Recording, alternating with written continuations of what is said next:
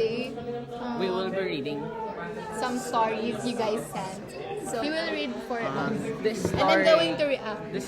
What's the saddest story you've ever heard? Ooh. He said, Yes. my girlfriend's granddad passed away a couple months ago. Oh no.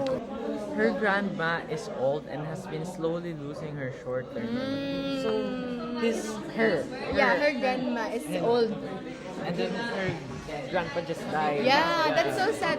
For me, That's depressing. it would be depressing. It would be A grandma is sad, depressed because Her husband just her died. died. Yeah. What do you think? What's do you your opinion about What do you it? feel about it?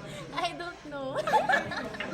I think she's emotionless. She's nonchalant. Nonchalant. Yeah. Okay, go. To take matter worse, there's Ooh. There's Ooh, a matter. That hit me. to make matters worse. Ooh, it's worse now. It's getting much worse. It's getting worse. When she wakes up, she forgets he's dead. Don't laugh, it's a sad story. Can't you hear my story?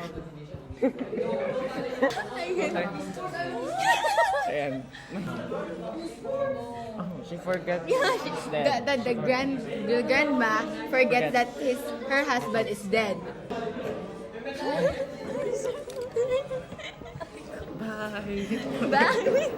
See you in the next video. Hi guys. So guys, since hindi namin matutuloy yung podcast kasi medyo siya na yung nalungkot ngayon. Tumingin ka. Nalungkot ako sa... Nalungkot siya sa story. I mean like, wala pa siyang kalahati. Umiyak na talaga siya. Like, hindi na talaga siya maka-function. So ako, I understand him naman na, syempre, siya na overwhelmed, overstimulated sa mga nabasa niya. Syempre, dapat na lang natin talaga tanggapin yun. Pero talaga, ako, I never give up talaga on this podcast for you guys. For you, I would do anything guys. So, for me and for you, I think we're together. And I don't give up. And that's very much. What are you doing? Nagpo-podcast kami.